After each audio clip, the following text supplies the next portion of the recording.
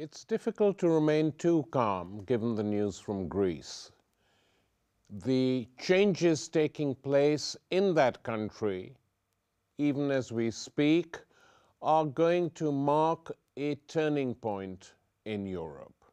And it's difficult now to remember how long it's been since progressive forces on the European continent had anything to celebrate. You look at country after country in Europe, one misery produced another. The politicians, whether of the center-left or the center-right, essentially carried out the same policies.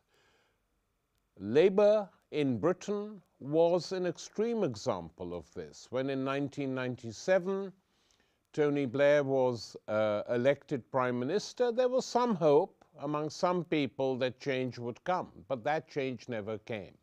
In effect, they carried on with the policies of Thatcher and Thatcherism. In Germany, a victory of the Social Democrats and Greens did very little to the economy except to monetarize it even more, put constraints on the German trade unions, effectively compelled them to reduce their wages under the threat of jobs going to other parts of the world. Italy's been a disaster story. France unemployment is high. And this is what it's been like now for decades. The 2008 crisis, the Wall Street crash, created havoc in Europe, and three countries nearly went under: Greece, Portugal, Ireland. Of course, a little bit before that, Iceland had gone under, but recovered. They didn't follow the instructions of the European bankers at all, or anyone else. They elected a new government and set their house in order. But the victory of Syriza in Greece marks a huge turning point, the beginning of a fight back against austerity and neoliberalism in Europe. I remember how different it was in 2012. When it looked as if Syriza was about to triumph, every single major European media outlet, every major politician, elected or not, chipped in to say that if the Greek people elected Syriza, they would starve. There wouldn't be enough food, their wages wouldn't be paid, it would be a disaster story. And that pressure frightened large parts of the elderly population of Greece, regardless of their politics, and they either stayed at home or they voted against Syriza, which lost by a very narrow percentage. Instead, New Democracy, the Conservative Party of Greece, was elected, and for the last 3 years, it was able to do absolutely nothing. And all the threats of what would happen to Greece under Syriza happened to Greece under the Conservatives, the government effectively imposed by the Troika and the European elite. This is why this time they were a bit more careful, having seen the disaster that enveloped the country after their last intervention. And throughout the last 3 years, a campaign in Greece has been mounted by Syriza and its supporters for an electoral victory. We were not sure, but the mood of the European elite was not exactly the same as it was 3 years ago. Perhaps they thought they could maneuver and manipulate a new party, but the pressure from below is very strong. Two concurrent processes will be in motion from now on. There will be a strong attempt by the EU elite, led by Germany, to try and tame Syriza via a combination of threats and concessions. The aim of the operation is simple: to try and split Syriza at a very early stage. Already, you have so-called experts being paraded on the BBC and other television networks saying the key task is to totally isolate the left inside Syriza and make sure that it is under control, not completely, but at least 60 to 70% so we can manipulate it. But this is not going to be easy because of the disastrous state of the Greek economy. And it's important to point out that of the 240 billion given by the German banks principally, but the European elite, the 240 billion given to Greece over the last 5 years, of this only 10% went to the Greek government. The rest went back to pay the banks for the previous debt. So it becomes a vicious cycle. The more money that's given, the more money that is paid to service the debt. And it's a disaster story.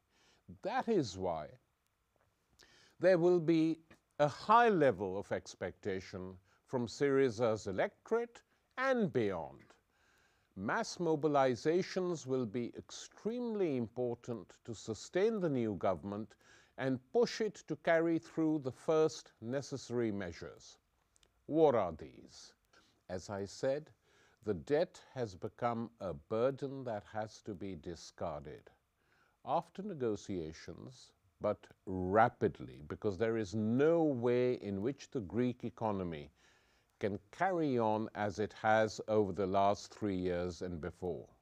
The readjustment measures imposed by the Troika must be repudiated immediately before moving on to implement a plan that restores the social gains that have been achieved and were dismantled by the Troika-led governments, who have now all suffered in the polls. We look at the election results for a minute. They're very striking. The party that tried to impose this system on Greece crushed. 27.8% is all that New Democracy, the Conservative Party, got. Syriza almost doubled them on 36.3%, just 2 seats short of an overall majority. PASOK, the old Socialist Party, and this is an important lesson, was hated by the population for what it did in league with the Conservatives to the Greek people, and it's been punished very decisively. It got 4.7% of the vote, a total and complete humiliation of what was once a proud social democratic party. In fact, it was defeated by the Greek Communist Party, an ultra-left, sectarian, Stalinist group, which got 5.5%. And were the KKE, the Greek Communist Party, prepared to collaborate with Syriza while not even joining the government, the majority would be quite large. You would have a total of 149 seats plus 15 seats, a comfortable working majority for the government. But for the KKE, the problem is not Greek capitalism, but Syriza, in the sense that they want to achieve the impossible, i.e. the destruction of the system, which cannot be achieved at the moment for a whole variety of reasons, and therefore seek to punish Syriza because it's more realistic in what can be achieved over the next 2 or 3 years. So we have sectarianism at the heart of the far left in that country, which has effectively denied Syriza a big overall majority. Nonetheless, the first 3 months will be decisive in terms of revealing the contours of the political and economic landscape envisaged by Syriza. We have to be clear, neoliberalism cannot be dismantled overnight, but the will to do so must be paramount. Syriza has obviously attracted a number of bandwagon careerists, quite a few from PASOK, and it would be a tragedy if they were allowed to sabotage what can and should be done. The message of the Greek voters is very clear. We do not want PASOK Mark II.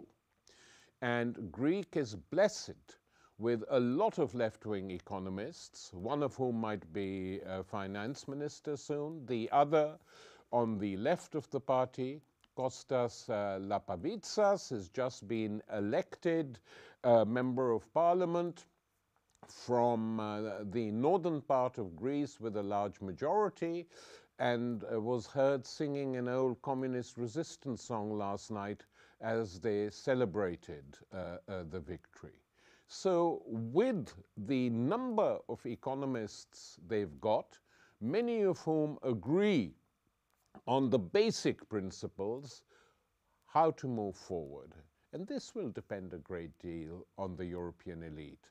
Are they going to punish Syriza again? It would be very foolish, because if they put the squeeze on really hard, which only a slightly lunatic element would favor, Syriza will be left with no choice but to repudiate the debt unilaterally and withdraw from the European Monetary Union. After all, being a member of the European Union does not necessitate staying within the EMU. So, will Syriza be able to reshape Greek society? That is what we hope, and that is what the European establishment fears. We know from the South American experience that implementation takes time. But a start has to be made, and leaders have to make sure that all that is being done is in the open. That was a huge advantage in Venezuela when Hugo Chavez first won the elections, that every week he had a television program called Allo Presidente, in which he would appear, talk to the people, answer questions, question elements of the audience, and each week, I remember because I once went with him to the Colombian border to participate in this program, each week the program would take place in a different part of the country. And each week it was watched. That was the one program which had to be shown on every television network because it was the president, and he used it to be transparent.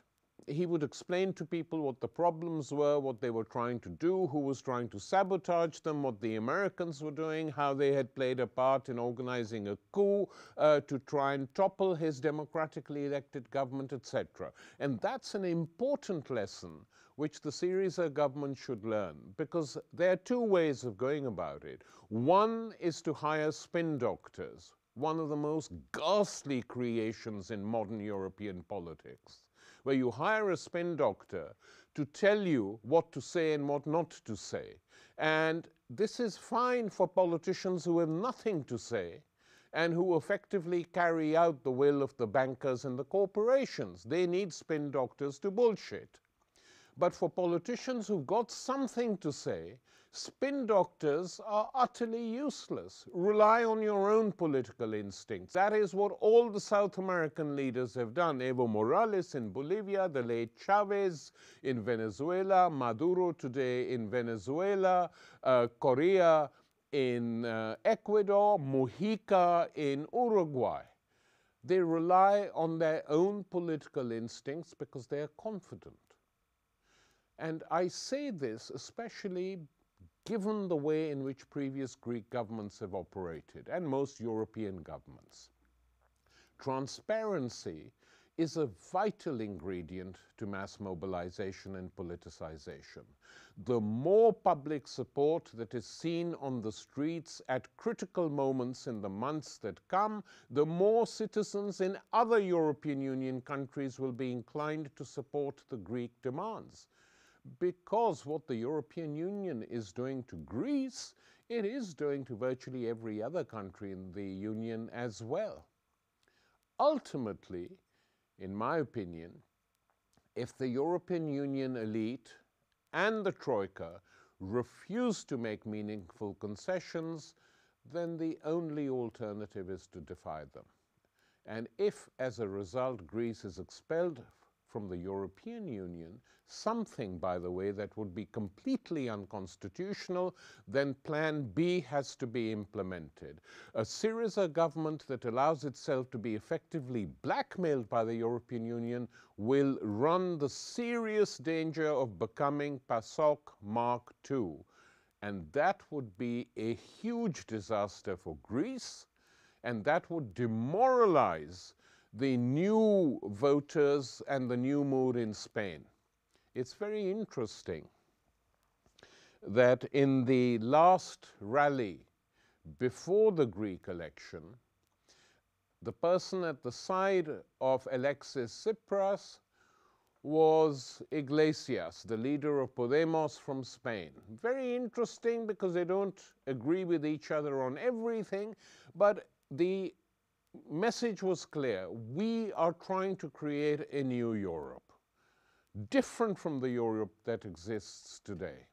And so I don't think that Alexis Tsipras is going to cave into the European Union apologists within his own ranks. But the pressure will be huge, especially from the Germans, for whom the monetary union has acquired supernatural status. As the European Monetary Union is obviously not working, it needs to be carefully dumped. The rise of German nationalism, which we are witnessing, must be of concern to the elite, and the emergence of Pegida is a clear warning. For many years now, the situation in Greece has been polarized. The fascists of Golden Dawn have 16 members in parliament. 7 of these are in prison or under house arrest for all sorts of crimes, including killing the Greek rapper, including assaults on Greek citizens, and numerous other things. But one shouldn't underestimate them because they are very strongly entrenched in the special police forces and the police apparatus. And Golden Dawn and the conservative descendants of the wrong side in the Greek Civil War have the support of an important section of the Greek population. This cannot be ignored, and we do so at our peril. The emergence and the growing support for Syriza and Podemos is the most positive development in Europe. But in order for it to move another step forward without moving backwards, it will have to challenge the Greek oligarchs, confront the shipowners' mafia that owns the media, that pays few taxes, if any, and also, in my opinion, I know this is a sensitive question, to remove the tax-free status of the Orthodox Church. It's not that the Church is poor. Its ownership of property makes the institution an oligarch in its own right. In the case of the ship owners, they must be compelled to pay taxes in retrospect so that the country can move forward economically again and start functioning properly. Such a move will no doubt annoy the more backward sections of the EU elite, who are currently busy printing more money under the guidance of the European Central Bank, no doubt to make the rich even richer. But taking on the Greek rich, the propertied classes who pay nothing, will be popular both in Greece and in Europe as a whole, and will lay the basis for a political battle with the Troika by splitting their supporters. They will try and split Syriza from its base.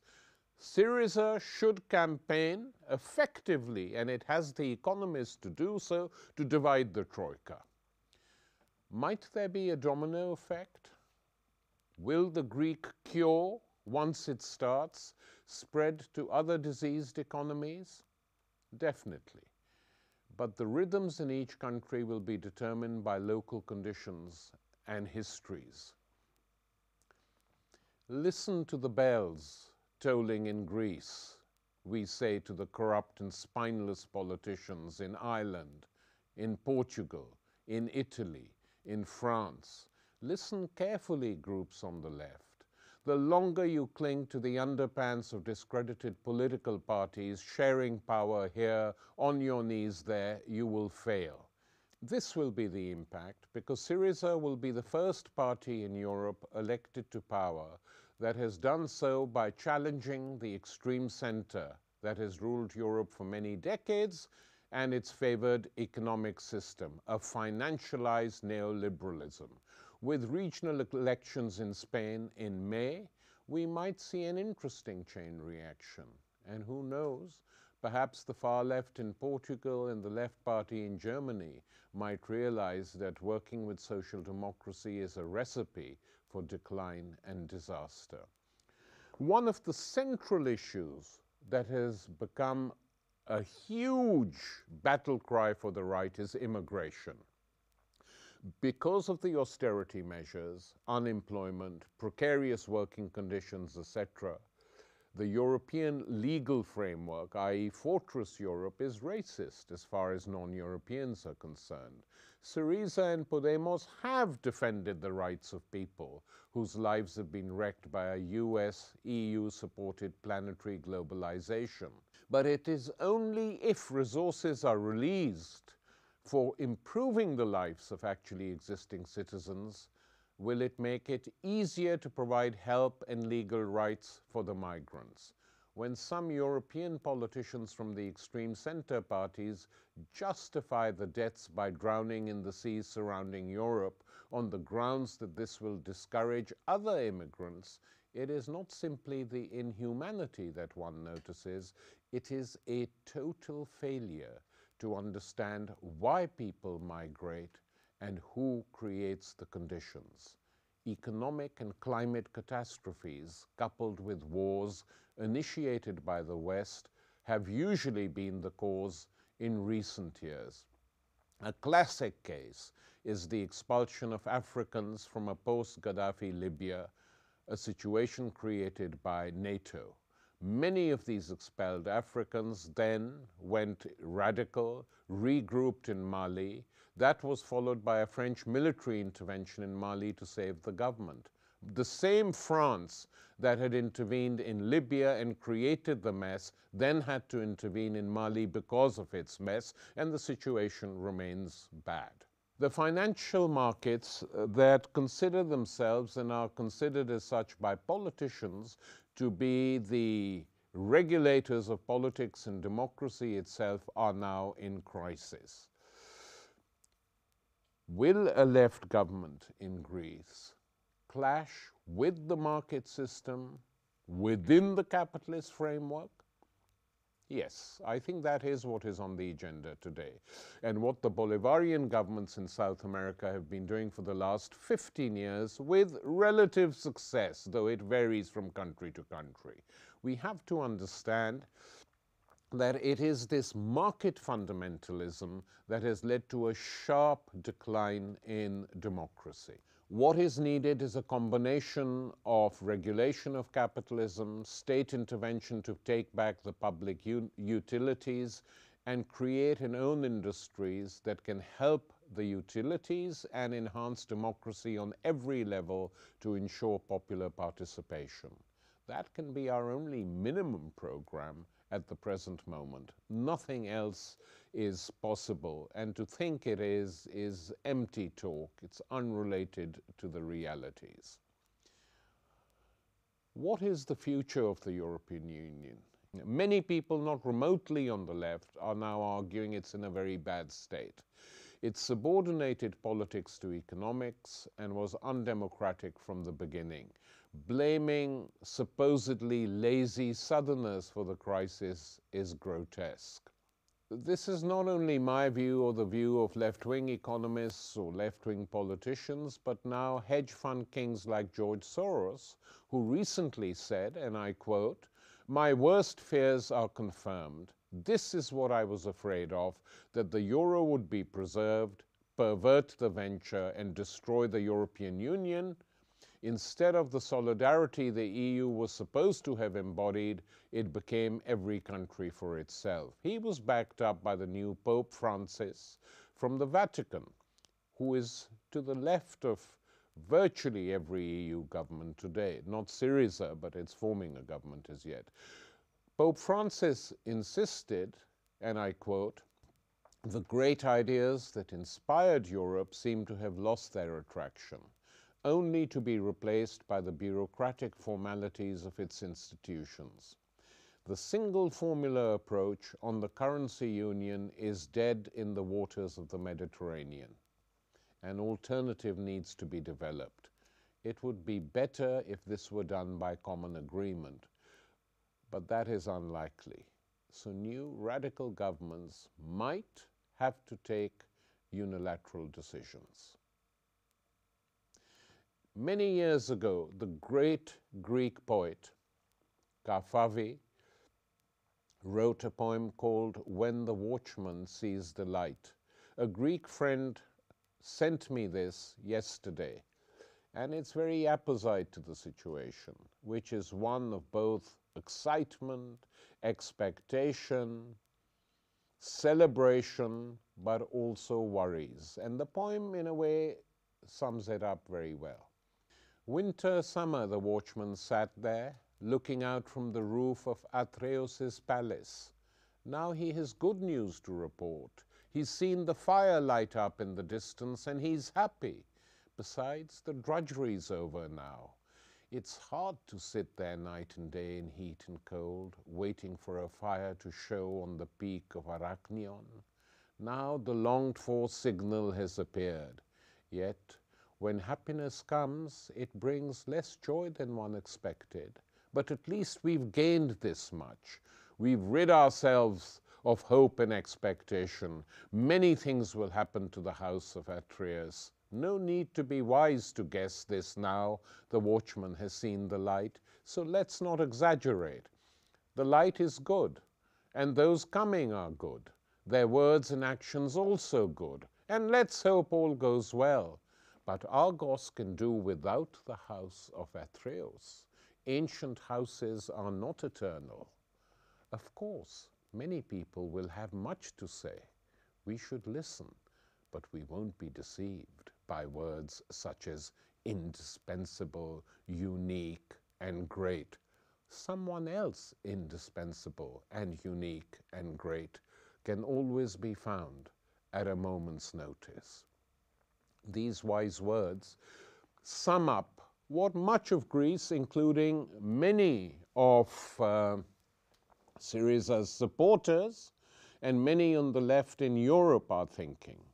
Because if the Syriza victory has done anything, it has once again encouraged and stimulated the entire European left to feel that something new is possible. And therefore, we end by toasting Syriza, not something we often do on this show, but these are special times and important days. So we propose a toast to Syriza from the team which has been working on this program for many, many months, and myself.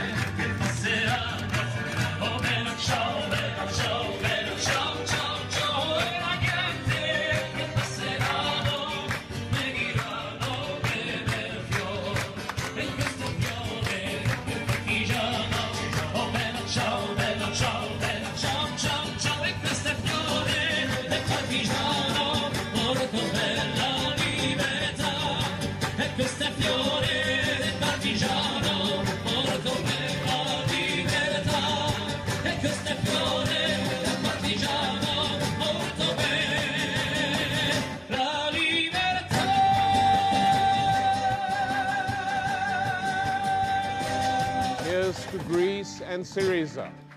Greece. Merci.